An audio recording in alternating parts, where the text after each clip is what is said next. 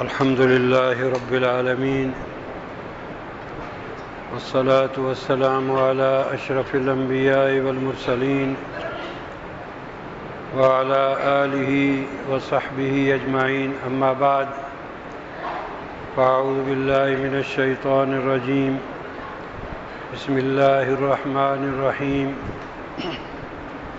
يا أيها الذين آمنوا كتب عليكم الصيام كما كتب على الذين من قبلكم لعلكم تتقون. وقال رسول الله صلى الله عليه وسلم: كل عمل ابن آدم له إلا الصوم فإنه لي وأنا أجزي به.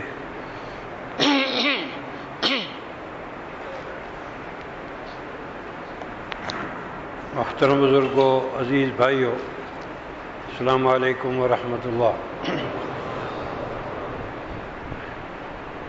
اللہ تعالیٰ کا لاکھ لاکھ شکر ہے جس اللہ نے ہمیں اس مبارک مہینے میں روزے رکھنے اور رات کو تراویح اور پھر اس میں قرآن کریم سننے کی توفیق عطا فرمائی۔ اللہ تعالیٰ نے رمضان مبارک کو نہایت ہی خیر و برکت کا مہینہ بنایا ہے اور اپنے بندوں کے لیے اس میں ایسے ایسے اعمال رکھے ہیں کہ جن کے ادا کرنے سے ایک بندہ اپنے گناہوں سے پاک صاف ہو جاتا ہے، اور اس مہینے کے گزرنے کے ساتھ ایک مسلمان اللہ کا ولی بن کر سامنے آتا ہے۔ یہ مہینہ اللہ کی طرف سے بندوں کی تربیت کا مہینہ ہے۔ اس میں روحانی تربیت ہوتی ہے، اخلاقی تربیت ہوتی ہے۔ جس نے اس کے حقوق کو ادا کیا،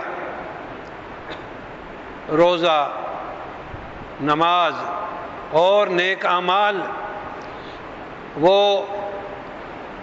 اس مہینے کے ختم ہونے پر ایک ایسا مسلمان سامنے آتا ہے جو اللہ کا ولی کہلاتا ہے۔ ایسے ہی مسلمانوں کے لیے اللہ اور اللہ کے رسول نے بشارتیں دی ہیں۔ ایک مسلمان جس نے روزے رکھے فرض سمجھ کر، ایمان کے ساتھ، اللہ اور اللہ کے رسول کے وعدے پر اعتماد کرتے ہوئے اجر و ثواب، آپ ماشاءاللہ رمضان میں مولانا سے سنتے رہے ہیں، ہر روز ایک حدیث: من صام رمضان ایمانا واحتسابا غفر له ما تقدم من ذنبه۔ جس نے رمضان مبارک کے روزے رکھے ایمان کے ساتھ اور ثواب کی نیت سے، سارے گناہ اس کے معاف ہو گئے۔ آپ خوش ہو جائیے، اللہ کے رسول کی یہ بشارت کہ روزہ رکھنے والے کے گناہ معاف ہو جاتے ہیں۔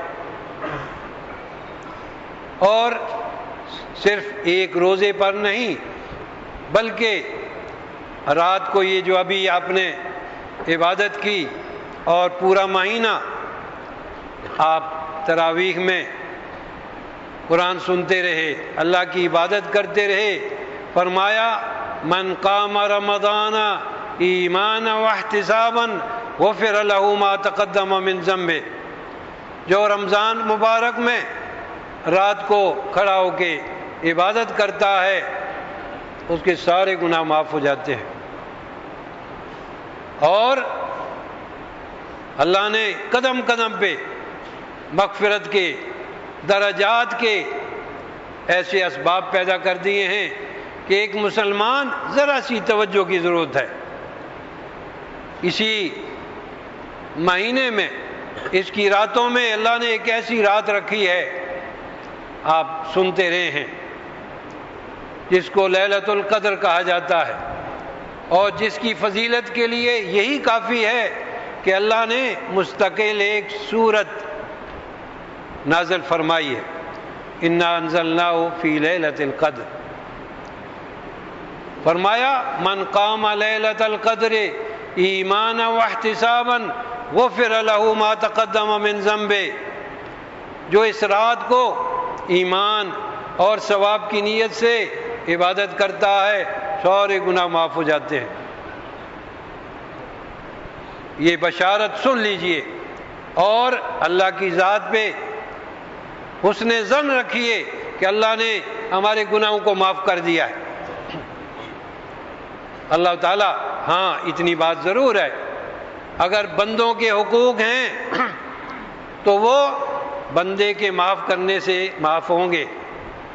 اگر کسی پہ زیادتی کی ہے اس سے معافی مانگو، کسی کا مال کھایا ہے اس کو واپس دو، اور جو زیادتیاں ہوئی ہیں اگر اس نے معاف کر دیا تو وہ بھی معاف ہو جائے گا. تو مبارک ہیں وہ لوگ جن کو اللہ نے روزے کی توفیق دی، رات کو جاگنے کی توفیق دی، قرآن پڑھنے اور سننے کی توفیق دی. آپ سنتے رہتے ہیں علماء سے کہ قرآن کی تلاوت پر پڑھنے والے اور سننے والے دونوں کے لیے ایک ایک حرف پہ 10 نیکیاں ملتی ہیں. اور اب پورا قرآن کا حساب لگا لیجیے، آپ کتنا آپ نے پڑھا، کتنا سنا. یہ کمپیوٹر کی بس کی بات بھی نہیں ہے. اللہ کے ہاں کتنا اجر و ثواب ایک مسلمان کے لیے جمع ہو چکا ہے.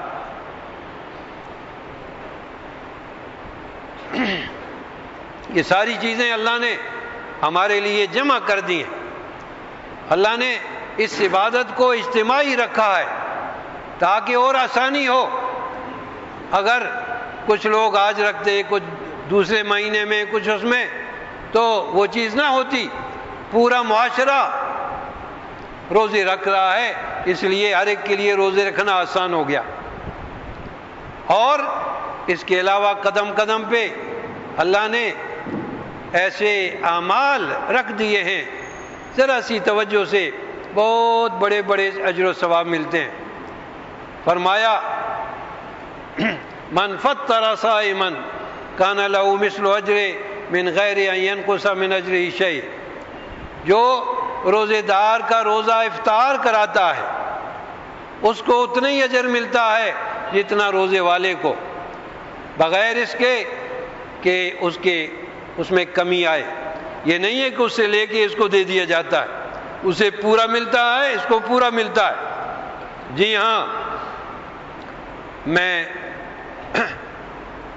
کافی مدت گزر گئی جب کبھی میرا صحت تھی اور جمعہ میں پڑھاتا تھا ایک جگہ پہ، تو میں رمضان میں اعلان کرتا تھا کہ بھائی اپنے گھروں میں اپنی خواتین کو جا کے خوشخبری سناؤ، جو بیچاریاں شام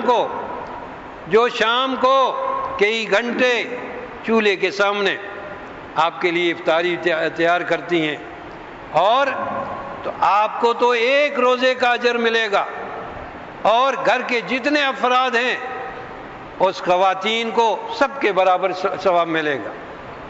یہ اللہ نے اتنا اونچا وہ بنایا ہے.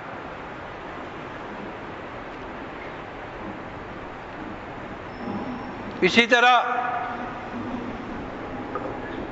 اور جتنے، یہ تو افطاری کے لیے، اور افطاری کے لیے یہ نہیں ہے کہ آپ اچھا خاصا دسترخوان ہو اور اس پہ چنے پڑے ہیں اور پکوڑے ہیں اور وہ ہیں، بلکہ آپ صلی اللہ علیہ وسلم نے یہاں تک فرمایا کہ اور کچھ نہیں، پانی کا گھونٹ پلا دو بھائی۔ اب آپ بتائیے، کوئی شخص کہے کہ میرے پاس تو پیسے نہیں ہیں، میں کیسے افطاری کراؤں؟ مسجد میں آپ بیٹھے ہیں، پانی گلاس میں ڈال کے اپنے بھائی کے سامنے رکھ دو۔ اسی طرح بس یار یہ ٹھیک ہے، اچھا ذرا اور پیچھے کریں۔ اسی طرح ہم نے دیکھا حرمین شریفین میں جن مسلمانوں کے دل میں نیکیوں کا جذبہ ہوتا ہے وہ کیا کرتے ہیں؟ دسترخوان بچھے ہوئے ہیں، دسترخوان بچھے ہوئے ہیں، آپ نے بھی کھجوریں یہاں ڈال دیں، دوسرے نے بھی ڈال دیں، تو جب افطاری کا وقت ہوا، اذان ہوئی، تو آپ نے کھجور اٹھائی اور اپنے ساتھی کو پیش کر دی، اس نے اٹھائی آپ کو پیش کر دی، تو آپ کو بھی اجر مل رہا ہے جی افطاری کا، اس کو بھی مل رہا ہے۔ تو اللہ کے نیک بندے واقعی وہ اس خیال میں رہتے ہیں کہ ذرا ذرا سی بات جو اللہ نے ہمارے لیے آسانیاں پیدا کی ہیں اسے فائدہ اٹھاتے ہیں۔ آپ نے فضائل میں سنا ہوگا رمضان مبارک کا ایک فریضہ غیر رمضان کے 70 کے برابر ہے۔ اس کے معنی یہ ہیں اگر آپ نے رمضان میں زکوٰۃ ادا کی، ایک کسی کا 10,000 فرض کرو، تو اب اس کو رمضان کے اندر 70 سے آپ حساب لگا دیجئے۔ اس پر بھی مجھے اپنے ایک دوست کی بات یاد آئی، بہت پرانی بات ہے۔ وہ رمضان سے پہلے عمرے کے لیے جا رہے تھے، تو انہوں نے آئے میرے دفتر میں آئے اور آ کر کچھ رقم دی کہ جی یہ زکوٰۃ ہے، لیکن آپ جب رمضان شروع ہو تب اس کو دفتر میں داخل کریں تاکہ اس کو 70 کا اجر ملے۔ تو بھائی اللہ نے یہ ساری نعمتیں ہمیں دی ہیں، میسر ہیں، اس لیے مبارک ہیں وہ لوگ جن کے حق میں یہ خوشخبری آئی ہے، روزے رکھے، رات کو عبادت کی، قرآن سنایا، خود پڑھا، اور جتنے اللہ نے توفیق دی ان سب کے لیے یہ خوشخبری ہے۔ اور حدیث میں آپ سن چکے ہیں کہ عید کے دن اللہ تعالیٰ کی طرف سے اعلان ہوتا ہے، فرشتوں سے پوچھتے ہیں بتاؤ اگر کوئی مزدور مزدوری کرتا ہے اس کا بدلہ کیا ہے؟ فرشتے کہتے ہیں یا اللہ مزدوری کی ہے اس کو پورا بدلہ دیا جائے۔ تو اللہ تعالیٰ اپنی عزت کی قسمیں کھاتا ہے، کئی قسمیں کھا کے فرماتا ہے گواہ رہو فرشتوں، یہ میرے بندے میری بندیاں جنہوں نے روزے رکھے ان سب کو میں نے معاف کر دیا ہے اور ان سب کی دعاؤں کو قبول کرتا ہوں۔ یہ ہے اللہ کے ہاں روزہ رکھنے والے کا مقام، رات کو عبادت کرنے والے کا مقام۔ لیکن اتنی خیر کثیر برکت والا مہینہ، اس کے اندر ایسے بدبخت ایسے محروم موجود ہیں کہ جو اتنا کھلا ہوا راستہ، کھلے ہوئے دروازے ہیں اور پھر وہ دور رہتے ہیں، روزہ نہیں رکھتے، رات کو عبادت نہیں کرتے، قرآن نہیں پڑھتے، اور افطاری کس کو کرائیں گے وہ؟ ایسے محروم جنہوں نے اپنے لیے ہلاکت اختیار کی ہے، یہ وہ محروم ہیں جن کے بارے میں جبریل علیہ السلام نے بد دعا کی، ہلاکت کی، اور آمین کہنے والے سید الانبیاء صلی اللہ علیہ وسلم ہیں۔ آپ نے سنا ہوگا آپ صلی اللہ علیہ وسلم ایک دفعہ منبر مبارک پہ تشریف لائے، پہلی سیڑھی پہ قدم رکھا، فرمایا آمین، دوسری پہ رکھا آمین، تیسری پہ رکھا آمین۔ پھر آپ نے کچھ بیان فرمایا صحابہ سے، جب آپ نیچے اترے تو صحابہ نے پوچھا کہ حضرت آپ نے 3 دفعہ آمین فرمائی ہے، یہ کیا ماجرا ہے، اس کے پیچھے کیا بات ہے؟ فرمایا جب میں پہلی سیڑھی پہ قدم رکھا تو جبریل آئے، آپ پیغمبر تھے، آپ ان کو دیکھ رہے ہیں، صحابہ کو نظر نہیں آ رہے، تو جبریل علیہ السلام نے 3 آدمیوں کے لیے بد دعا کی، 3 وہ ہلاک ہو جائیں۔ ان تینوں میں فرمایا ایک وہ شخص کہ رمضان مبارک اس کو ملا اور پھر اس کی مغفرت نہیں ہوئی، جبریل علیہ السلام نے بد دعا کی، اس پر میں نے آمین کہا، اس لیے کہ اللہ نے رمضان مبارک کا مہینہ ایسا بنایا ہے کہ اس میں کوئی محروم ہو ہی نہیں سکتا، ذرا سی توجہ کی ضرورت ہے۔ اس کے باوجود اگر کوئی محروم رہتا ہے، اس سے بڑا محروم کون ہو سکتا ہے؟ اور چھوڑیے، صرف یہ نہیں کہ روزہ نہیں، رات کی عبادت نہیں، قرآن نہیں، اور اچھے کام نہیں، بلکہ بڑے بڑے جرائم میں مبتلا ہیں۔ آپ بتائیے اس مبارک مہینے میں ایک بے گناہ مسلمان، ناحق مسلمان کا خون بہایا جا رہا ہے، اور ایک عام مسلمان نہیں بلکہ عالم جو اللہ کی دین کی خدمت کر رہا ہے، نیک صالح عالم جس کے بارے میں آتا ہے کہ عالم کی موت عالم کی موت ہے، اسے شہید کیا جاتا ہے۔ وہ طالب علم جو اللہ کی راہ میں اس دین کو سیکھتا ہے، اسے شہید کیا جاتا ہے۔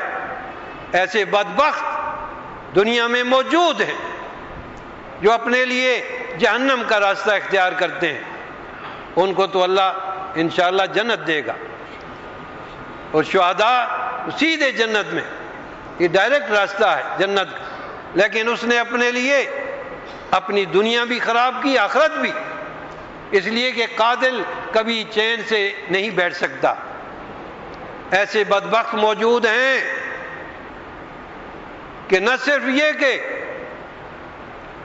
بھائی نماز نہیں پڑھی، روزہ نہیں رکھا، ان جرائم کے اندر چوری ہو رہی ہے، ڈاکے ہو رہے ہیں اور قتل ہو رہے ہیں بے گناہ انسانوں کو۔ اللہ کا شکر ادا کیجئے جس اللہ نے ہمیں ان جرائم سے بچایا اور اپنی عبادت کی توفیق عطا فرمائی۔ یاد رکھیے اللہ تعالیٰ نے یہ مہینہ تربیت کا مہینہ رکھا ہے، روحانی تربیت، دینی تربیت۔ اللہ نے ایسی فضا بنائی ہے کہ ہمارے حضرت شیخ بن نوری رحمہ اللہ فرمایا کرتے تھے کہ ولی بنانے کا گویا یہ کورس ہے، یہ تربیت، 1 مہینے کا تربیت کورس ہے ولی بنانے کے لیے۔ اب نماز آپ پڑھتے ہیں، اور نماز میں مسلمان یہی کہ میں اللہ کے سامنے کھڑا ہوں۔ روزہ رکھتے ہیں آپ، میں آپ سے پوچھتا ہوں، ایک مسلمان خوب اس کو بھوک لگی ہوئی ہے، پیاس لگی ہوئی ہے، گھر کے اندر تنہا ہے، اچھے اچھے کھانے رکھے ہیں، پیاس لگی ہوئی ہے، گھر میں اچھی اچھی شربتیں اور ٹھنڈے مشروبات موجود ہیں، لیکن وہ ایک گھونٹ نہیں بھرتا اور ایک نوالا اس میں نہیں لیتا۔ کیوں؟ سمجھتا ہے اللہ مجھے دیکھ رہا ہے، اللہ مجھے دیکھ رہا ہے۔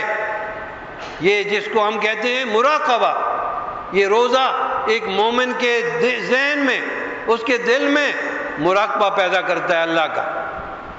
اس لیے جو آپ کے سامنے میں نے حدیث پڑھی ہے، آپ صلی اللہ علیہ وسلم فرماتے ہیں کہ بنی آدم کے سارے اعمال اس کے ہیں سوائے روزے کے، روزہ میرے لیے ہے اور میں اس کا بدلہ دوں گا۔ اب علماء نے اس میں لکھا ہے، حالانکہ نماز بھی تو اللہ کی ہے، زکوٰۃ بھی اللہ کے لیے ہے، حج اللہ کے لیے ہے، بہت سے کام اللہ کے لیے، لیکن اللہ فرماتا ہے کہ یہ بندے کے ہیں، یہ میرے لیے۔ اس کی وجہ یہ ہے کہ روزے میں جو اخلاص ہے کہ بغیر اللہ کے کوئی نہیں جان سکتا کہ یہ انسان روزے میں ہے یا نہیں ہے۔ سامنے ہمارے ٹھیک ہے، ہم اس نظر رکھتے ہیں، لیکن اگر کوئی کھاتا ہے گھر میں، سامنے آ کے آتا ہے میں روزے میں ہوں، ہم پر کوئی وحی تو نہیں آتی۔ یا آپ یہ کہیں کہ بھائی روزے والا جو ہوتا ہے اس کا چہرہ کمزور ہوتا ہے اور سوکھا ہوا نظر آتا ہے، یہ بھی کوئی دلیل نہیں ہے۔ بہت سے روزے والے تر و تازہ ہوتے ہیں اور بہت سے کھانے والے ان کے اتنے منہ بنے ہوئے ہوتے ہیں۔ تو اس کے معنی یہ ہے کہ جیسے حدیث میں آیا یہ روزہ میرے لیے ہے، اس لیے کہ یترکو طعامہ و شرابہ و شہوتہ لاجلی، میرے لیے وہ کھانا پینا اور اپنی خواہشات کو چھوڑتا ہے۔ لوگوں کو کیا پتہ، معاذ اللہ کے لیے۔ یہ مراقبہ جو ہے یہ اللہ تعالیٰ ایک مہینے میں ایک مومن کے اندر یہ مراقبہ پیدا کرتا ہے۔ یہ تربیت کا مہینہ ہے، تلاوت کرتا ہے، اور اسی لیے چونکہ اس مہینے میں قرآن اترا ہے تو اس میں قرآن پڑھا جاتا ہے۔ کم از کم ایک دفعہ قرآن اس کو ختم کرنا، پڑھنا، یہ سنت قرار دیا گیا ہے۔ ایک مسلمان اگر واقعی وہ عربی جانتا ہے، اس نے قرآن پڑھا ہے، تو سبحان اللہ، میں تو حیران ہوتا ہوں۔ آپ قرآن سنیں تو جب ایک مسلمان قرآن سنتا ہے الحمد سے لے کر والناس تک، تو قرآن کے تمام مضامین اس کے سامنے یوں آ جاتے ہیں۔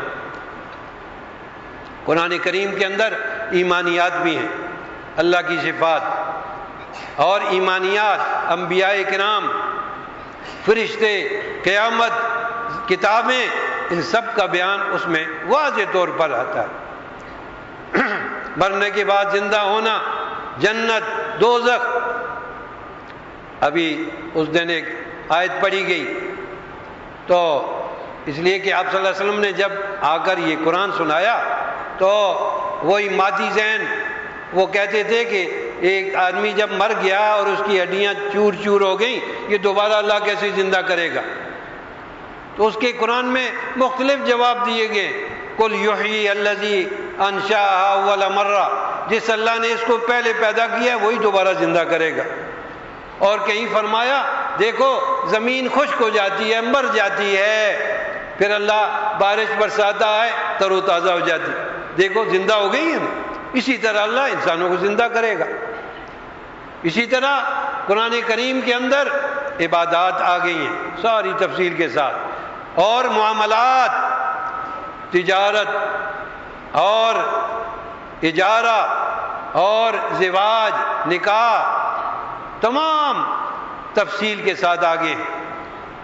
اللہ فرماتا ہے احل اللہ البیع وحرم الربا، اللہ نے سود کو حرام کیا ہے، بیع کو حلال کیا ہے، اور اس کے اصول بتائے تاکہ آپ جب بیع و شراء کریں، معاملات کریں، کسی قسم کا جھگڑا نہ ہو۔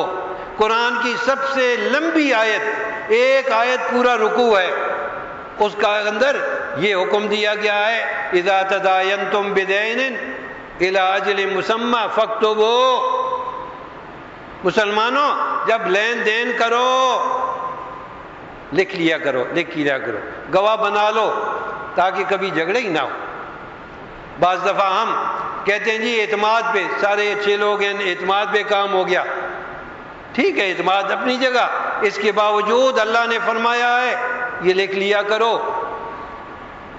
اور ہمارے سامنے ایسے معاملات آئے ہیں، بڑے مخلص لوگ تھے لیکن بعد میں نااہل لوگ آئے، اب وہ چیز لکھی ہوئی نہیں تھی، آج مصیبت بنی ہوئی ہے ہمارے لیے۔ اگر 2 سطریں لکھی ہوتی کوئی جھگڑا نہ ہوتا۔ قرآن نے ایسا بیان فرما دیا، اللہ نے بطور نعمت کی ذکر کیا، ہم نے تمہارے لیے سسرال بنائے، اور یہ جو عائلی زندگی ہے فرمایا وعاشرون بالمعروف، اپنی بیویوں کے ساتھ اچھا سلوک کرو، یہ ساری چیزیں۔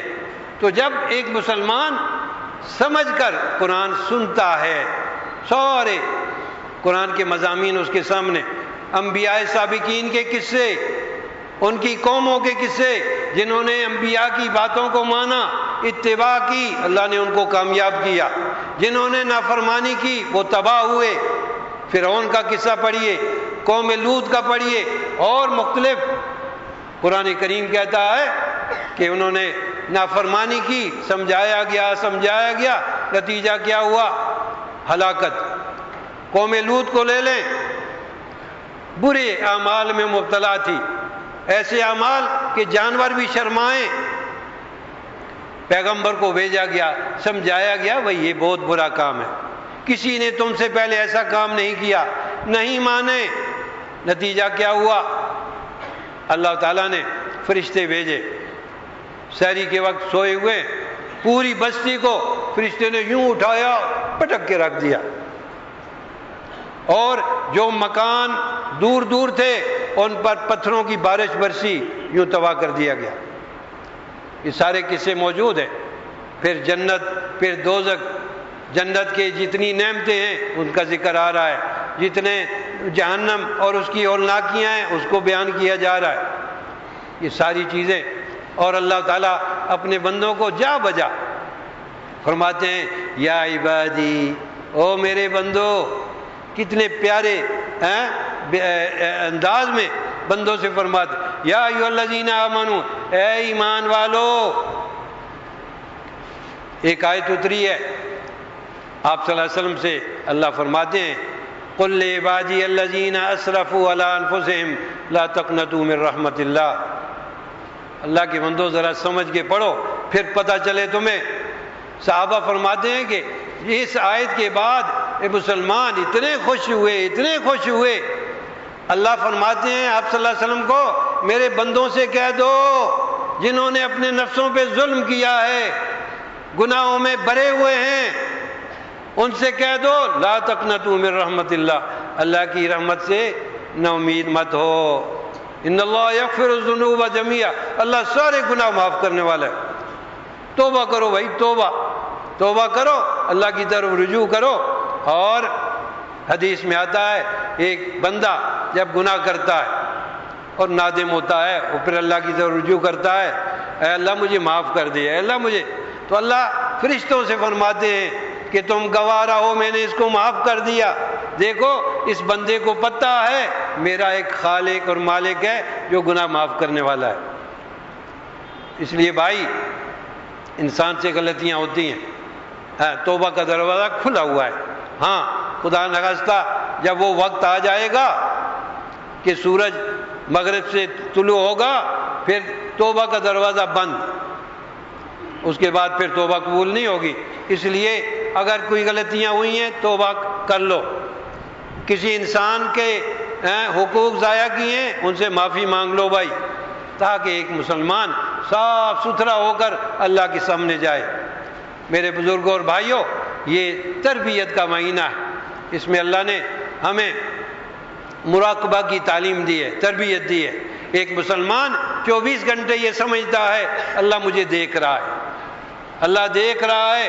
اس تربیت سے جب آپ نکلیں گے، اگر آپ تاجر ہیں دکان پہ جا کے بیٹھیں گے تو دکان پہ بھی پھر یہی ہوگا، اللہ مجھے دیکھ رہا ہے، پھر آپ کسی کو دھوکہ نہیں دیں گے، کسی کو آپ غلط چیز نہیں دیں گے، اور کسی اور جگہ آپ ملازم ہیں تو وہاں پر آپ گڑبڑ نہیں کریں گے، یہ اللہ مجھے دیکھ رہا ہے۔ حدیث میں آتا ہے کہ محشر کا جب میدان ہوگا لوگ پریشان ہوں گے اور اپنے اپنے اعمال کے اعتبار سے اس میں پسینے میں ڈوبے ہوئے ہوں گے، وہاں بھی ایسے خوش نصیب ہوں گے جن کو اللہ اپنے عرش کے ٹھنڈے سائے میں جگہ دے گا، سکون سے بیٹھیں۔ 7 قسم کے ہوں گے، 7، ان میں ایک شاب نشأ فی عبادت اللہ، وہ نوجوان جس نے اپنی جوانی اللہ کی عبادت میں نیک کاموں میں گزاری۔ یہ ایک تو وہ ہے جوانی معصیت میں گزر رہی ہے، جوانی لوگوں کی ایذا میں گزر رہی ہے، اس نے تو اپنے لیے جہنم اختیار کیا ہے۔ لیکن جس نوجوان نے اپنی جوانی دوسروں کی خدمت کے لیے، دین کے لیے، اس کے لیے اللہ وہاں پر اس کو جگہ دے گا۔ اور وہ نوجوان فرمایا جس کو ایک عورت گناہ کی دعوت دیتی ہے، اور وہ یہی دیکھو تربیت، وہ جواب میں کیا کہتا ہے؟ انی اخاف اللہ، میں تو اللہ سے ڈرتا ہوں بھائی، میں اللہ سے ڈرتا ہوں۔ میرے بزرگوں اور بھائیوں، یہ اللہ تعالیٰ نے ہمیں ایک موقع دیا ہے، لیکن یاد رکھیے اب یہ نہیں کہ رمضان ختم ہوا یا قرآن ختم ہوا اب ہم مسجد کو ہی الوداع کہہ دیں۔ نہیں، مسجد سے مومن کا ہر وقت تعلق رہنا چاہیے، ہر وقت رہنا چاہیے۔ ابھی جو میں نے بتایا نا 7 قسم کے انسانوں کو عرش کی سائے میں جگہ ملے گی۔ ایک انسان وہ بھی ہے قلبہ معلق بالمساجد، کام کاج میں لگا ہوا ہے، دکان پہ بیٹھا ہے اور کام کر رہا ہے، لیکن دل مسجد کے ساتھ ہے، کب اذان ہو اور میں اللہ کے گھر میں جاؤں۔ اس تعلق کو مت چھوڑو، اللہ کے گھر کا تعلق مت چھوڑو۔ ایک کام آئے گا، کام آئے گا، اور اللہ کے گھروں میں آ کر ایک دوسرے سے محبت سیکھو۔ یہ دیکھو، یہ عملی اسلام میں عملی مساوات 5 وقت ہوتا ہے۔ ایک ہی امام کے پیچھے ہر مسلمان ہر رنگ کا، ہر زبان کا، ہر شکل کا ایک صف میں کھڑے ہو گئے۔ اسلام کے اندر رنگ اور زبان اور صوبائیت اور یہ وہ جتنے بھی خرافات ہیں، اس کا کوئی بھی وہ نہیں ہے۔ جب جس نے لا الہ الا اللہ پڑھ لیا وہ ہمارا بھائی ہے۔ اور اسی لیے آپ صلی اللہ علیہ وسلم جب نماز پڑھاتے تھے، جہاں آپ کے پیچھے سیدنا ابو بکر، سیدنا عمر، سیدنا عثمان، سیدنا علی، بڑے بڑے صحابہ، انہی کے ساتھ حضرت بلال بھی کھڑے، حبشی افریقہ کے غلام، وہ بھی ساتھ کھڑے ہیں۔ یہ نہیں ہے کہ یہ کالے ہیں اس لیے ان کو پیچھے بھیجو۔ دنیا کے مذاہب کا حال یہ ہے، آج اگر عیسائیت کوئی بیچارہ افریقی مسلم ان کا عیسائی بن جاتا ہے، ان کا پورا کلچر بھی اپنا لیتا ہے، پھر بھی وہ 3 درجے کا شہری ہے، 3 درجے کا۔ ان کا چرچ الگ ہے، سکول الگ ہے، ہر چیز الگ ہے۔ اس لیے آج مسلمانوں کا یہ مساوات ہماری ساری کمزوریوں کے باوجود، آپ بیت اللہ میں جا کے دیکھیے، ایک امام کے پیچھے ساری دنیا کے مسلمان ایک صف میں کھڑے ہیں، ایک ہی صف میں کھڑے ہو گئے۔ محمود و ایاز، نہ کوئی بندہ رہا نہ کوئی بندہ، اور اس کا نتیجہ یہ ہے کہ غیر مسلم اس سے متاثر ہوتے ہیں۔ اسی لیے بعض کافر حکومتوں نے سعودی ٹی وی بند کر دیا ہے اپنے یہاں، کہ عوام جو ہیں یہ دیکھو واقعی اسلام کے اندر یہ ہے، یہ مساوات ہے، جبکہ وہ ان کے اس کا تصور نہیں ہے کہ ایک سفید گورا اپنے ساتھ وہ کھڑا ہوا کالے کو دیکھے، اپنے ساتھ بیٹھ کر اس کو کھانا کھلائے۔ نہیں، ایک ساتھی نے ذکر کیا، ایک جماعت جا رہی تھی افریقہ میں، کھانے کا وقت آیا، انہوں نے دسترخوان بچھایا، بیٹھ گئے، تو اب بہت سی قوموں کے لیے یہ ایک نئی چیز ہوتی ہے نا، عجیب سی۔ تو کسی قبیلے کا سردار کالا کھڑا ہو گیا کہ یہ کیا کر رہے ہیں۔ اب انہوں نے اخلاقاً، جیسے ہمارے یہاں بہرحال آداب ہے کہ آئیے آپ ہمارے ساتھ کھانا کھائیے، تو اب کالے آدمی کو آپ کھانے کے لیے دسترخوان پہ بلائیں، ایک دم اس کے اندر عجیب سی کیفیت ہوئی کہ مجھے بلا رہے ہیں۔ خیر انہوں نے نہیں چھوڑا، بٹھا دیا۔ اچھا، اب اس کے سامنے گلاس رکھا ہوا ہے، سامنے جو مسلمان ہے کالا سفید، اس نے جگ اٹھایا اور اس کے لیے پانی ڈالا، پانی ڈالنا تھا، اور اس کے اندر عجیب عجیب کیفیت پیدا ہوئی۔ اچھا میرے لیے یہ سفید پانی ڈال رہا ہے۔ اس نے اٹھا کے پانی پیا، آدھا گلاس آدھا چھوڑ دیا، اور یہ سامنے والے نے وہ گلاس اٹھایا اور پی لیا اس کو۔ اس کے بعد کیا تھا کہ وہ بیچارہ زاروں قطار رونے لگا کہ اسلام کے اندر یہ مساوات ہے، اور کہا کہ مجھے مسلمان بناؤ۔ یہ ہے میرے بھائیوں، اس لیے جو لوگ مسلمانوں کو قومیتوں میں، زمین میں، زبان میں یا رنگوں میں تقسیم کرنا چاہتے ہیں، اللہ کے ہاں مجرم ہے، مجرم۔ اللہ تو فرماتا ہے انما المؤمنون اخوہ، مسلمان بھائی بھائی ہیں۔ اللہ کے گھروں سے تعلق جوڑی رکھو، یہاں سے آپ کو روحانی غذا ملے گی۔ دیکھیے ابھی آپ نے رمضان شریف میں دیکھ لیا نا، روزانہ کم از کم ایک حدیث ہمارے خطیب صاحب، امام صاحب سناتے تھے یا نہیں؟ وطروں کے بعد میں خود بیٹھ کے سنتا ہوں، حالانکہ وہی حدیثیں ہم پڑھا چکے ہیں، لوگوں کو بیان کر چکے ہیں۔ یہ تو ایسا نور ہے کہ بار بار سننے سے اور فائدہ ہوتا ہے۔ وہ المسک ما کررتہ یتضوع، یہ تو خوشبو ہے، جتنی آپ اس کو کریں گے پھیلے گی۔ تو بھائی جب آپ اللہ کے گھر سے تعلق رکھیں گے آپ کو روحانی غذا ملے گی، دین ملے گا۔ روزانہ اگر آپ نے ایک مسئلہ سیکھ لیا، ایک مسئلہ، تو پورے سال کے اندر آپ اندازہ لگا لیجئے 360 65 مسئلے، آپ تو اچھے خاصے عالم بن جائیں گے۔ اس کی مثال ایسی ہے کہ اگر روزانہ ایک آدمی ایک قیمتی موتی اس کو ملے اور ایک تھیلی میں ڈالتا جائے تو سال کے بعد اتنی تھیلی ہو جائے گی یا نہیں؟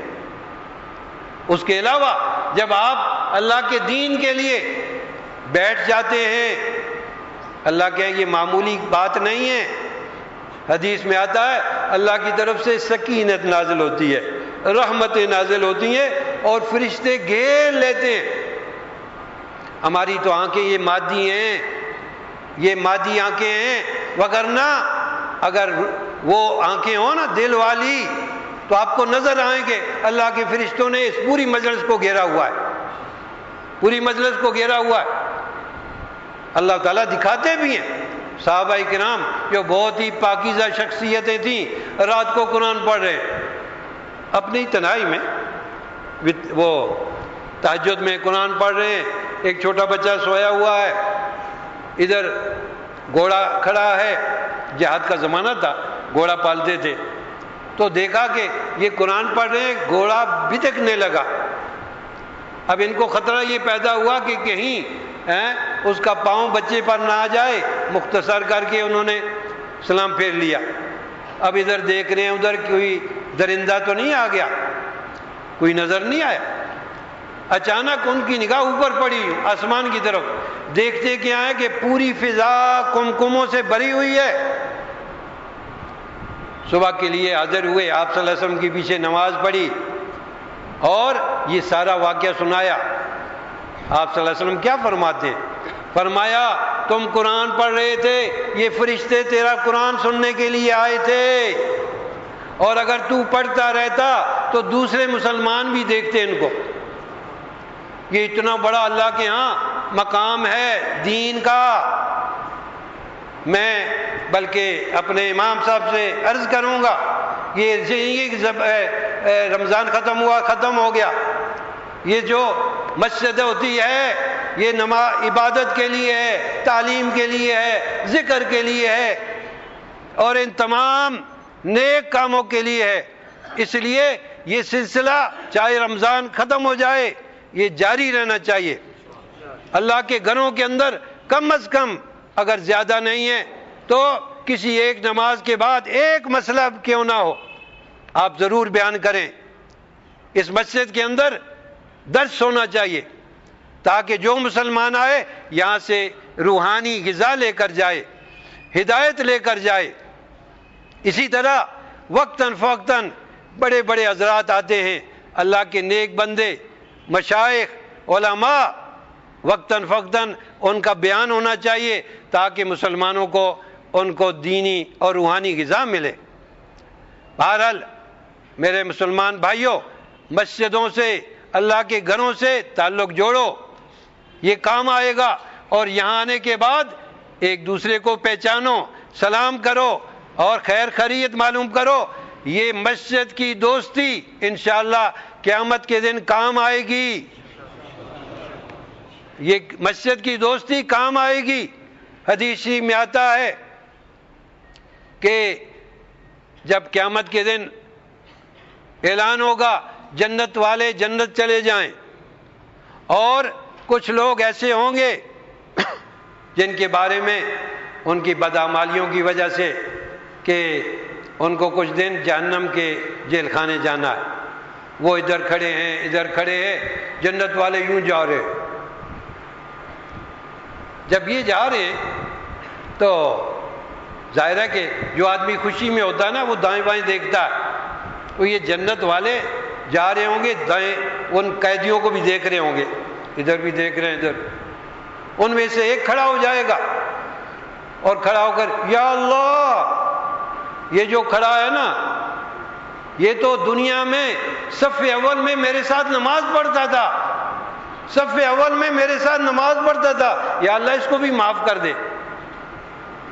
اور چونکہ ان کے لیے جنت کا اعلان ہو چکا ہے نا، اور قرآن کہتا ہے وَلَكُمْ مَا تَشْتَهِي أَنفُسُكُمْ، جو مانگو گے اللہ تمہیں دے گا، اس کی دعا قبول ہوگی. اللہ فرمائیں گے ارے بھائی جاؤ لے جاؤ اس کو، وہ جا کے ہاتھ سے پکڑے گا سیدھا. تو یہ مسجد کی دوستی کام آئی یا نہیں؟ جی ہاں، مسجد میں لڑنے کی جگہ نہیں ہے. یہاں لڑنے کا شروع کرو اور وہاں اگر اس نے دیکھ لیا اور کہے یا اللہ اس نے تو میرا سر پھوڑا تھا، وہاں سفارش نہیں کرے گا وہ. پھر یہ محبت کی جگہ ہے اور یہ محراب محبت سکھانے کے لیے ہے، دین سکھانے کے لیے ہے، کام آئے گا. اسی میں ایک اور بات بھی کہہ دوں، اسی حدیث میں آتا ہے کہ یہ جو قیدی کھڑے ہیں نا ان میں سے ایک جنتی میں سے ایک کو پہچان لے گا اور وہاں سے آواز دے گا او فلانے، وہ ادھر دیکھے وہ بھی پہچان لے گا. آپ کو یاد ہے نا دنیا میں نے آپ کو ٹھنڈا پانی پلایا تھا، میں نے آپ کو کھانا کھلایا تھا، اس کو یاد آ جائے گا، وہ بھی کھڑا ہو جائے گا یا اللہ اس کا مجھ پر احسان ہے، اس کو بھی معاف کر دو. حکم ہوگا اس کو بھی لے لو، جا کے ہاتھ سے پکڑے گا اور سیدھا.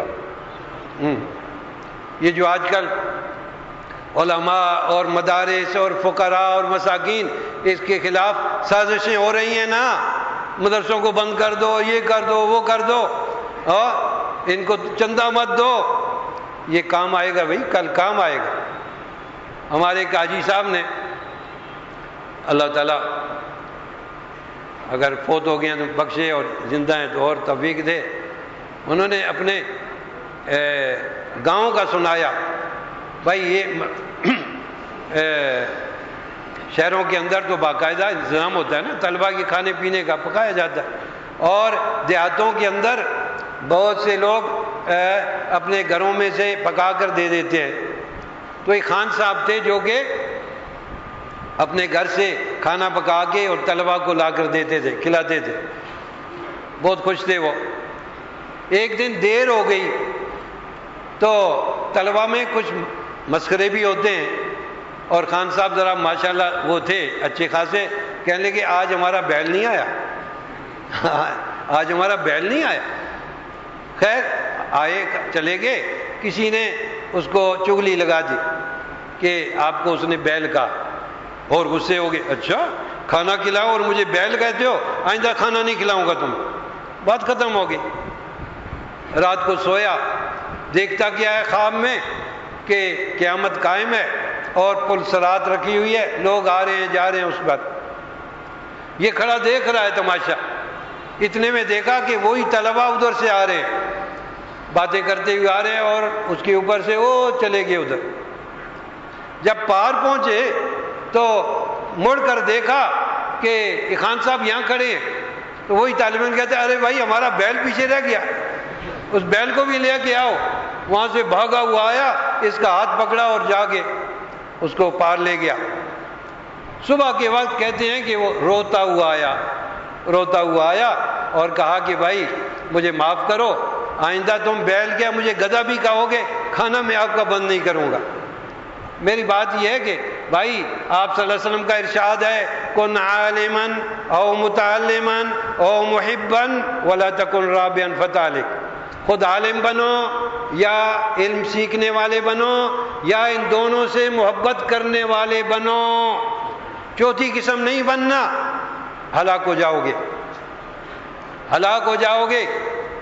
اب یہ ہلاکت نہیں ہے کہ بجائے اس کے کہ تم محبت کرو، علماء ہمارے محسن ہیں، اگر علماء نہ ہوتے تو آج ہم بھی ہندوؤں کی طرح گنگا پہ ہوتے، نعوذ باللہ۔ حضرت عطا اللہ بخاری رحمۃ اللہ علیہ ایک دفعہ متحدہ ہندوستان میں دلی میں تقریر فرما رہے تھے، دلی والو اللہ کا شکر ادا کرو جس اللہ نے تمہیں اسلام کی نعمت دی ہے، وگرنہ آج تم بھی ہندوؤں کے ساتھ گنگا پہ ہوتے۔ علماء کی برکت سے اللہ نے ہمیں دین دیا ہے بھائی، اب ہم ان کے دشمن بن جائیں، ان کا خون بہائیں، اس سے بڑی بدبختی کیا ہوگی؟ آپ کو پتا ہے کہ ہمارے ادارے کے کتنے بڑے بڑے انسانوں کو جو ایک ایک ہزاروں علماء پر بھاری تھا ان کو شہید کیا گیا ہے۔ تو بہرحال یہ بہت بڑی بدبختی ہے۔ اپنے مساجد سے علماء سے رابطہ رکھو اور ان سے دین سیکھو۔ اگر کسی مسجد میں درس نہیں ہو رہا اپنے عالم سے کہیں آپ درس دیا کریں کسی ایک نماز کے بعد، اور علماء کی کتابیں پڑھو، گھر کے اندر تعلیم شروع کرو تاکہ آپ کی بیوی بچے اور سب کو دین آئے اور برکتیں گھر کے اندر آئیں۔ تعلیم الاسلام ہے، حیات المسلمین ہے، اور اس طرح کی کتابیں علماء سے پوچھ کے گھر کے اندر اس کی تعلیم شروع کر دو بھائی، تاکہ گھروں کے اندر بھی۔ تو میرا کہنے کا مقصد یہ ہے کہ اللہ نے ہمیں یہ موقع دیا، اس کا فائدہ تب ہی صحیح ہوگا کہ جب ہم رمضان سے فارغ ہوں تو ہر مسلمان بدلا ہوا ہو، پہلے جیسا نہ ہو، اس کے اندر خدا کا خوف ہو، اس کے اندر مراقبہ ہو، اللہ مجھے دیکھ رہا ہے، اور اس کے اندر آخرت کی سامنے وہ چیزیں ہوں، جنت دوزخ ہو، اور اس لیے جو کام بھی کرے وہ کرے جو اللہ اور اللہ کے رسول کو پسند ہے۔ اس کا نتیجہ کیا ہوگا؟ جب معاشرہ ٹھیک ہوگا تو انشاءاللہ اللہ کی رحمتیں بھی آئیں گی۔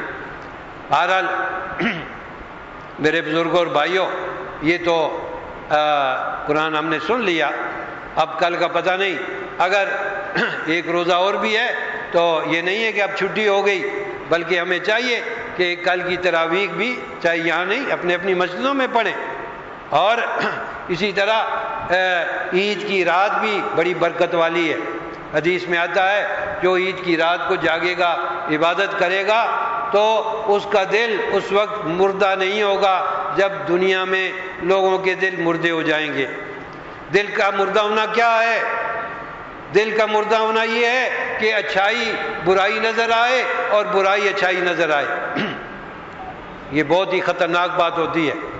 تو بہرحال ہمیں اسی طرح رمضان گزرنے کے بعد جو اللہ نے ہمیں توفیق دی ہے اس پر قائم رہے، اس پر نمازوں کی پابندی ہے، قرآن پڑھ رہے ہیں تو اس کی تلاوت کی پابندی ہونی چاہیے، اور گناہوں سے بچ رہے ہیں تو بعد میں بھی بچے، اپنی آنکھ، اپنے کان، اپنے ہاتھ پاؤں کی حفاظت کریں، اور جس طرح اللہ نے اس مہینے میں ہمدردی دلوں میں دی ہے فقراء مساکین کی، اس لیے کہ روزے کی وجہ سے جب انسان کو پیاس لگتی ہے، بھوک لگتی ہے، محسوس کرتا ہے کہ بھئی اسی طرح غریب اور فقیر ان کو بھی بھوک لگتی ہوگی، ان کو بھی پیاس لگتی ہوگی، تو دلوں کے اندر غرباء اور مساکین کے لیے ہمدردی پیدا ہوتی ہے، خرچ کرنے کا جذبہ پیدا ہوتا ہے۔ یہ انسان کی فطرت ہے، جب تک خود محسوس نہ کرے ہر آدمی محسوس نہیں کر سکتا۔ مجھے ایک بات یاد آئی بچپن کی، جب میں نے روزے رکھنے شروع کیے، حالانکہ میں نابالغ تھا اس وقت، خوشی سے جیسے بچے رکھتے ہیں، اور گرمی کا زمانہ، تو سکول سے ہم آئے، اب پیاس لگی ہوئی ہے، تو ہمارے گاؤں میں چھوٹا سا ہمارا باغیچہ ہے، اور اس کے اندر پانی بھی ہے، چشمہ بھی ہے، تو میں وہاں چلا جاتا اور وہ پانی جو ہے نا اس کو نالیوں میں بہا کر اور کیاریوں میں بھرتا، اور وہ کیاریوں کے اندر جو پھول وغیرہ پودے ہوتے نا، تو میرے دل میں یہ ہوتا ہے ان سب کو پیاس لگی ہوئی ہے، ان سب کو پیاس لگی ہوئی ہے، خوب میں پانی سے ان کو بھرتا، اور اس طرح رات ہو جاتی، پھر شام کو افطاری ہوتی۔ تو جب انسان خود بھوکا ہوتا ہے نا تو پھر بھوکوں کا اس کو احساس ہوتا ہے، غریبوں کا احساس ہوتا ہے، اس لیے یہ ہمدردی مسلمان میں رہنی چاہیے۔ حدیث میں قرآن میں اللہ تعالیٰ نے صحابہ کرام کی تعریف کی ہے وَيُؤْثِرُونَ عَلَىٰ أَنفُسِهِمْ وَلَوْ كَانَ بِهِمْ خَصَاصَةٌ۔ وہ مسلمان ایسے ہیں صحابہ کرام کہ جو دوسروں کی ضروریات کو اپنی ضرورت پہ ترجیح دیتے ہیں، خود بھوکے رہتے ہیں، دوسروں کو کھلاتے ہیں۔ یہ آپ صلی اللہ علیہ وسلم کے ایک مہمان آئے، آپ نے اپنے گھر میں آدمی بھیجا، جا کے پوچھو کچھ کھانے کے لیے ہے یا نہیں۔ سید المرسلین صلی اللہ علیہ وسلم، سید المرسلین، 9 گھر ہیں، جواب یہ آتا ہے کہ کچھ بھی نہیں، سوائے پانی کے کچھ نہیں۔ آپ صلی اللہ علیہ وسلم فرماتے ہیں صحابہ سے، کوئی ہے جو اس مہمان کو لے جائے؟ تو ایک صحابی نے کہا ہاں میں لے جاتا ہوں۔ گھر لے گئے اور بیوی سے کہتے ہیں کہ اللہ کی بندی، آپ صلی اللہ علیہ وسلم کا مہمان ہے، اس کو کھانا کھلانا ہے اور اس کی آرام پہنچانا ہے۔ وہ کہتی ہے کہ اللہ کے بندے، کھانا تو نہ تیرے لیے نہ میرے لیے، تھوڑا سا ہے، بچوں کا تو ہے۔ اب دونوں نے تدبیر کی، خاوند بیوی دونوں مخلص ہیں، تو کہتا ہے خاوند اس سے، بھائی ایسا کرو بچوں کو بہلا کر سلا دو، بچوں کو بہلا کر سلا دو، اور یہ جو بچوں کا کھانا ہے اس کو تیار کر کے میرے سامنے اور مہمان کے سامنے رکھو، اس لیے کہ مہمان کو تنہا تو نہیں کھلایا جاتا، اس کا اکرام یہ ہے کہ آپ بھی ساتھ بیٹھیں، اور اگر یہ بھی کھائیں گے تو اس کا پیٹ نہیں بھرے گا۔ فرمایا کہ ہمارے سامنے رکھ دو، اس کے بعد جو چراغ جل رہا ہے اس کو ٹھیک کرنے کی نیت سے ٹھیک کر رہی ہو، بجھا دو، اندھیرا ہو جائے گا۔ اب مہمان سمجھ جائے کہ میں بھی کھا رہا ہوں وہ بھی کھا رہا ہے، اس کا پیٹ بھر جائے گا۔ یہ انہوں نے تدبیر کی، مہمان کو اس نے پیٹ بھر کے کھانا کھایا، رات کو سوئے، صبح مسجد میں حاضر ہوئے۔ کتنے مبارک لوگ تھے کہ حضور صلی اللہ علیہ وسلم کے پیچھے نمازیں پڑھتے تھے، اور ادھر یہ تدبیریں کر رہے تھے، ادھر اللہ تعالیٰ تو دیکھ رہا تھا نا۔ اللہ نے وحی کے ذریعے آپ صلی اللہ علیہ وسلم کو بتا دیا کہ میرے بندوں نے یہ کام کیا ہے۔ تو آپ صلی اللہ علیہ وسلم نے فرمایا کہ اللہ تعالیٰ تمہارے اس تدبیر سے بہت ہی خوش ہوئے، بہت ہی خوش ہوئے، اور یہ آیتیں نازل ہوئیں، یہ آیتیں نازل ہوئیں وَيُؤْثِرُونَ عَلَىٰ أَنفُسِهِمْ وَلَوْ كَانَ بِهِمْ خَصَاصَةٌ۔ میرے بھائیوں، اپنے اندر یہ جذبہ پیدا کرو، محبت پیدا کرو۔ ہر مسلمان محبت کے لیے سلام ہے، محبت کے لیے ہدایہ ہیں، اور بہت سی چیزیں اللہ نے بنائی ہیں۔ اپنے مسلمان بھائی سے ملو، السلام علیکم، وعلیکم السلام۔ حدیث میں آتا ہے تم جنت نہیں جاؤ گے جب تک کہ ایمان نہ لے آؤ، ایمان کے بغیر کوئی جنت نہیں جائے گا، یاد رکھو، چاہے کتنے ہی اچھے عمل ہیں اس کے۔ اور تم کامل مومن نہیں بن سکتے جب تک کہ ایک دوسرے سے محبت نہ کرو۔ اور فرمایا ایسی بات بتاؤں، اگر اس پہ عمل کرو تو ایک دوسرے سے محبت کرنے والے بنو۔ افشوا السلام بینکم، خوب سلام کو پھیلاؤ، ایک دوسرے کے درمیان سلام کو پھیلاؤ، تو سلام سے انسان کے اندر محبت پیدا ہوتی ہے۔ بہرحال وقت بہت ہو چکا ہے بھائی، آپ نے بہت سنا اور سنتے رہیں گے۔ جو علماء سے سنو جا کے گھر میں سناؤ بھائی، بیوی بچوں کو سناؤ۔ صحابہ کرام یہی کرتے تھے، آپ صلی اللہ علیہ وسلم سے جو سنا گھر میں جا کے سنا دیا۔ اس لیے آپ کے زمانے کے اندر 100% مسلمان مرد عورتیں تعلیم یافتہ تھی۔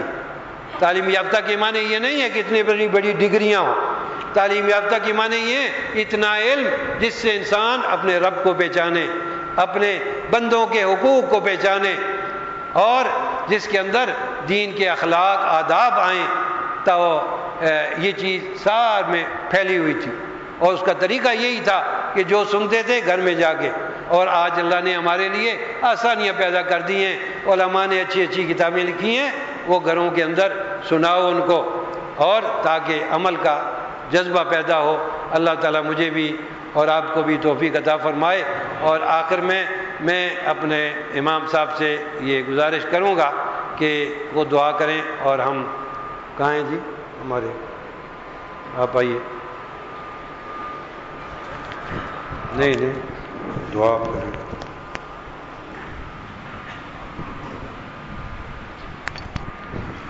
بہرحال کہاں ختم ہو گیا. آپ اپنے یہ ہمارے ائمہ کرام ہیں، ان کے لیے بھی دعا کریں. دیکھیے کتنی ماشاءاللہ صاف ستھرا قرآن ہم نے سنا ہے، ایک ایک لفظ سمجھ میں آتا تھا جی، اور اچھی زبان، اچھی آواز، اور پھر صاف ستھرا.